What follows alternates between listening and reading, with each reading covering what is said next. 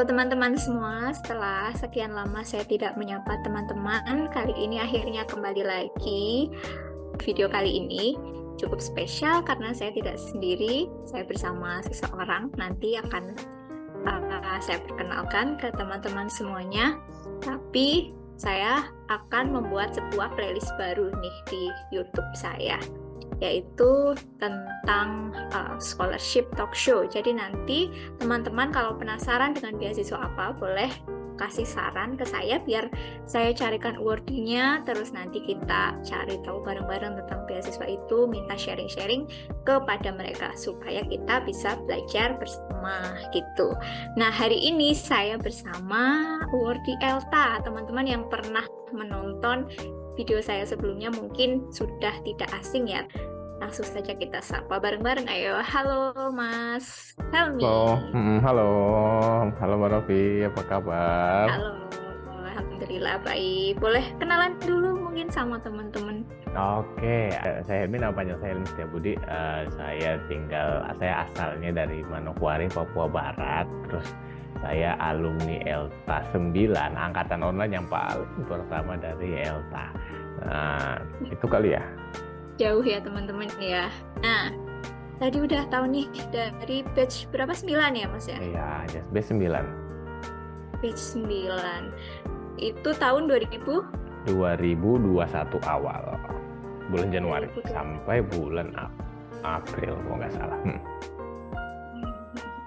Nah, itu cerita awalnya gimana tuh? Kok bisa tiba-tiba ikut ELTA? Oke, ini menarik. Tadi ini menarik. Jadi waktu pertama saya tahu ELTA itu saya nggak tahu. Awalnya saya nggak tahu, tapi kakak tingkat saya yang jadi teman kerja saya, dia yang merekomendasikan, sekaligus dia maksa, ayo temani saya mau daftar yang ini. Ya udah, terus prosesnya daftar waktu bulan Agustus tahun 2020 itu daftar. Jadi awalnya saya nggak tahu. Nanti ketika sudah lolos seleksi, kemudian hari pertama masuk ELTA, baru jelasin akan belajar ya barang yang namanya IELTS. What is that? Kayak gitu kan. Saya juga nggak ngerti, tapi ya udah nggak apa-apa. Sudah sampai di sini kan, ya gasken kayak gitu. Tapi pas seleksinya apa kayak gitu, persiapan apa enggak? Itu kan ada tes tertulisnya, ada wawancaranya gitu kan. Waktu itu ada 2 testing, jadi ada placement sama interview juga, yang kurang lebih sama kayak Mbak Novi lalui juga kan sebelumnya. Persiapan atau enggak, sama sekali nggak ada persiapan, karena saya juga nggak tahu sebenarnya mau ngapain itu nanti ELTA. Jadi cuma ikut aja, nemenin teman saya ini ceritanya, ikut-ikutan nemenin aja. Tapi yang sialnya adalah teman saya nggak dapat, dianya sial, saya yang beruntung, sayanya dapat di angkatan 9. Wah, menarik ya. Ternyata nggak persiapan masih bisa lolos ya. Aneh kan, tahu-tahu tembus gitu. Sakti juga ya. Ngeri ini. Nah, mungkin bisa dikasih gambaran nggak? Kira-kira yang mau persiapan nih, misal tahun ini nanti lolos sampai ke tahap placement test, sampai ke interview, apa sih yang harus dipelajari kayak gitu? Oke, untuk secara garis besar ya, untuk mendaftar ELTA sendiri, at least dari pengalaman saya yang sama sekali nggak tahu apa-apa, tiba-tiba masuk jadi penerima, jadi trainee ELTA, sebaiknya dari awal punya at least bahasa Inggris yang bisa dibilang pasif, nggak apa-apa, karena kita akan banyak listening dan kita akan banyak listening dulu di awal-awal untuk memicu untuk supaya kita lebih biasa, dan kalau bisa speakingnya bisa pasif sih sebenarnya. Itu dulu dasarnya. Jadi nggak perlu yang betul-betul sampai TOEFL harus berapa ratus sekian tuh, kayaknya nggak, karena pengalaman saya juga nggak pernah testing TOEFL, nggak pernah testing IELTS, tapi memang dapat gitu. Nah, setelah itu masuk baru nanti akan ada pelatihannya, dan setelah hasil dari pelatihan itu baru kita bisa tahu skor kita berapa kayak gitu. Nah, jadi yang penting punya kemampuan bahasa Inggris dulu satu. Ya standar lah, pokoknya standarnya bisa listening, bisa mendengarkan, bisa membaca, menulis itu bisa. Kalau ada sedikit malah bagus, tapi nanti akan betul-betul dikembangkan lagi ketika di ELTA itu sendiri. Dan speakingnya juga nanti akan diperbaiki. Jadi kayak gitu. Terus selama pelatihannya Gimana yang dirasakan apa? Wah, karena waktu itu pelatihannya saya online pertama kali nih. Angkatan ELTA tuh pertama kali online angkatan saya. Waktu itu kan angkatan pandemi. Jadi pertama adalah deg-degan sih sudah pasti karena nggak ada gambaran mengenai apa itu ELTA kan. Taunya kurs bahasa Inggris ya udah. Saya mengiranya adalah akan kembali IUWD atau I am eating something kayak gitu. Oke. Ternyata sama sekali, completely different. Dan karena ini online, jadi kami di awal masih istilahnya gimana ya, online yang pertama kali lebih tepatnya, kami jadi masih mencari gimana yang sesuai, gimana yang kurang sesuai, gimana enaknya, gimana nggak enaknya, seperti itu. Masih menyesuaikan. Jadi kelinci percobaan ya istilahnya. Yes, lebih tepatnya jadi kelinci percobaan. Tapi nggak apa-apa. Jadi kami, kelinci percobaan di kami, setelah ELTA online berikutnya, sistemnya jadi lebih baik. Jadi kami suka itu. Bagus. Tapi secara prosesnya gimana? Maksudnya itu kan full bahasa Inggris ya. Apakah stressful atau gimana? Iya, terus terang. Namanya kan kita masuk ke cara belajar baru, adaptasi kan.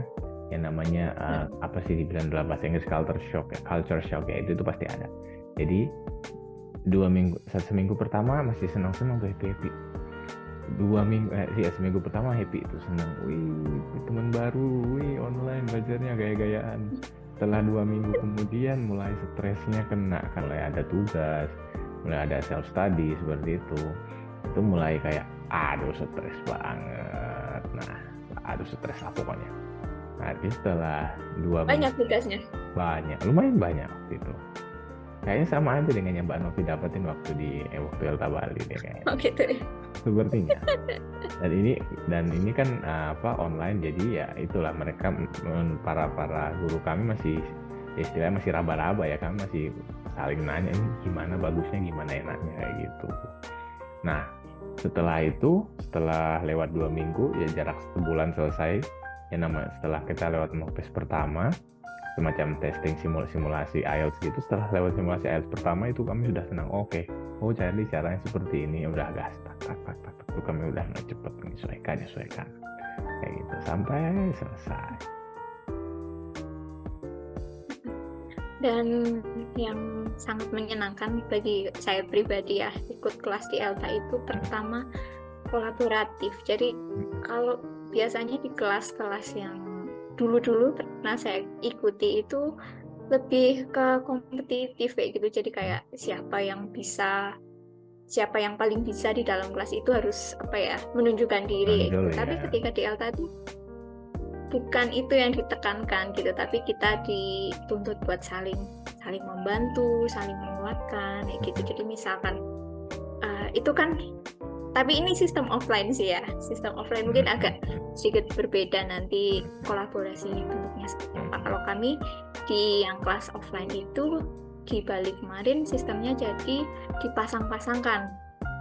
Jadi ada dua orang gitu berpasangan, nanti saling berdiskusi, harus saling ngomong, saling ngasih feedback. Kamu tadi bagusnya di bagian ini, terus yang masih kurang di bagian ini. Terus nanti misalkan ada nih teman-teman yang PWD, yang disabilitas, sama teman-teman yang awas ya gitu, duduk bareng. Nanti teman-teman yang awas mendeskripsikan gambarnya, teman-teman yang PWD bisa misal menebak. Terus habis itu ditanya nih sama missnya, tadi yang dijelasin sama temenmu apa gitu. Jadi selain dites daya tangkapnya kita, dites juga nih teman kita bisa nggak sih jelasin kayak gitu.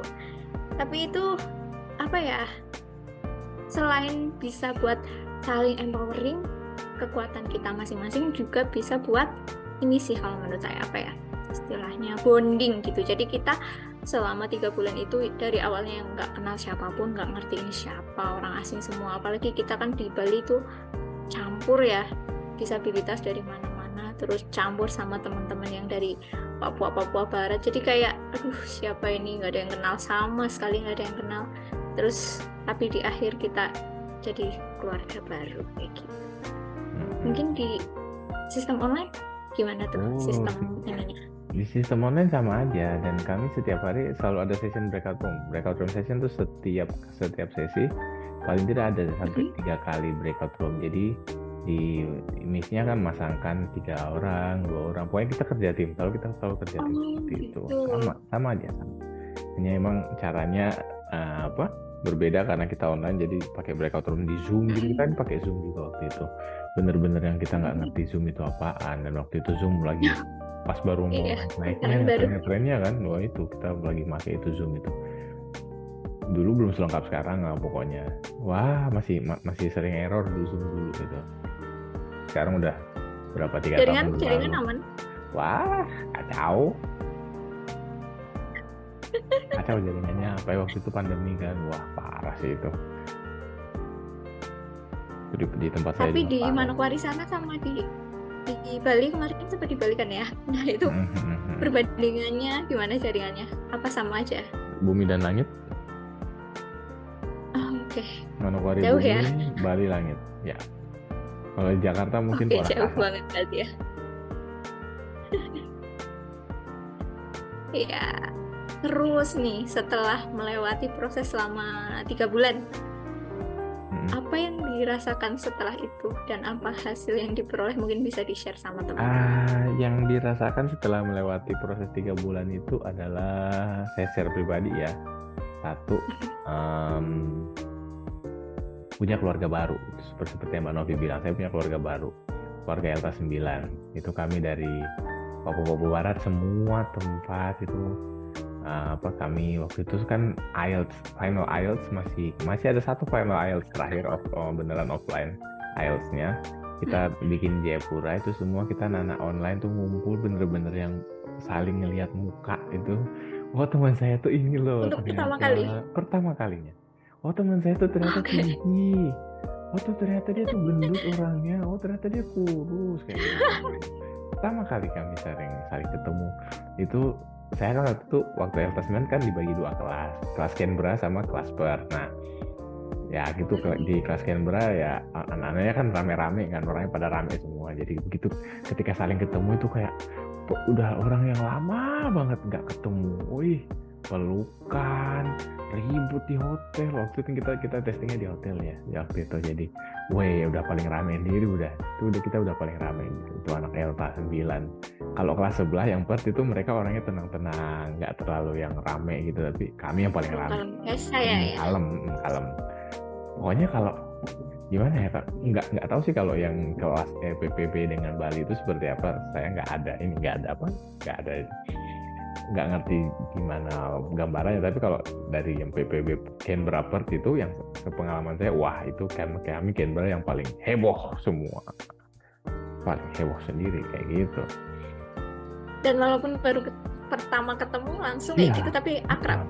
Wih banget, udah kayak teman lama yang baru ketemu lagi gitu. Jadi padahal teman baru dan baru ketemu. Beneran baru ketemu kayak, wih Bu, kenapa baru ketemu? Udah kayak gitu. Padahal sama sekali belum pernah ketemu. Nah, itu di situ kami, ini keluarga baru kami gitu. Kalau hasilnya boleh share mungkin? Kemarin testing, bukan waktu 2021 testing itu hasilnya overall saya dapat 7 overall kayak gitu. Dan teman-teman lain juga punya bagus-bagus, saya senang. Dari yang sebelumnya nggak tahu apa-apa menjadi sangat bagus. Ada minimal nggak ada yang di bawah 5, semua di atas 5 teman-teman saya. Keren mereka. Betul. Jadi dengan belajar online tidak ada yang tidak mungkin. Betul. Kenapa? Dengan online ya terutama ini. Waduh. Terus dari hasil yang diperoleh itu kan bagus banget kayak gitu ya. Daftar beasiswa gitu apa enggak? Habis itu langsung saya coba daftar. Saya daftar namanya Australia Award Scholarship, karena ELTA ini kan juga bagian dari Australia Award Scholarship juga. Jadi ELTA ini sebenarnya kayak apa sih namanya, kita bilangnya kasih bekal dulu nih, kasih bekal disiapin, kemudian dia mau daftar AS monggo, karena udah siap, orangnya udah siap mendaftar AS. atau mau daftar SPDP boleh, mau daftar yang Jerman punya yang namanya DAAD boleh, atau daftar Erasmus juga boleh. Monggo gitu loh. Monggo daftar, kamu udah siap kayak gitu. Iya. Nah, jadi Nah, terus saya daftar. gimana? Saya daftar waktu itu tahun 2021, saya daftar AS juga pertama. Dan itu 2000? sampai 2021 saya 21. daftar AS untuk intake Berarti 2022. pas masih ELTA. Setelah ELTA. Waktu itu saya tembus sampai di interview. Cuman mungkin ada 1-2 hal yang kurang meyakinkan dan saya akhirnya gugur. Nah, tahun berikutnya, tahun 2022 saya daftar lagi untuk intake 2023. Nah, itu baru dapat, dan makanya sekarang saya di sini di seberang dunia. Ya, di seberang dunia, saya di Australia sekarang. Saya di Perth sekarang melanjutkan saya di Murdoch University. Tuh. Wah. Gimana? Oke, Ayo, jadi lumayan panjang kan perjalanannya, lumayan seru kan? iya. Dan apa ya namanya ya? Perjalanan itu nggak harus mulus kayak gitu kan? Bener, Kadang nggak mulus. ada aja kerikil-kerikilnya kan, nggak masalah kayak gitu selama kita mau nyoba lagi kayak gitu, pasti juga bisa sekali nyoba kok tumbang di sisi ini, di tahap ini, itu nggak apa-apa, sama kita masih bisa bangun lagi, bangun ayo kayak gitu. Kalau misalkan udah tumbang nggak mau bangun lagi, ya silakan menikmati ketumbangan itu. Ya udah, rebahan aja ya gitu ya, jadi generasi rebahan aja kita gitu. Iya betul. Mungkin itu dulu kali ya. Ada closing statement dari Mas Helmi mungkin untuk teman-teman. Closing statement dari saya sebenarnya apa ya? Yang penting kawan-kawan itu jujur, tulus, dan juga penuh kasih terhadap sesama. Udah, itu jalannya pasti mulus. Tenang aja. Karena ketika niatannya baik, dibarengi dengan hati yang tulus dan sikap yang jujur, nah pencipta lihat, tenang aja. Walaupun jalannya juga belum tentu mulus-mulus ya. Emang jalannya berlobang semua sih. Jalannya tapi nggak berlobang, apa-apa. tapi pasti bisa. Hajar aja. Hajar. Orang Papua bilang hajar saja. Oke. Ya. Mungkin ini dulu ya teman-teman. Nanti kalau misal ada masukan mau sharing tentang beasiswa apa lagi, boleh chat saya, boleh tulis di kolom komentar juga. Sampai jumpa di video-video selanjutnya. Bye-bye. Bye-bye.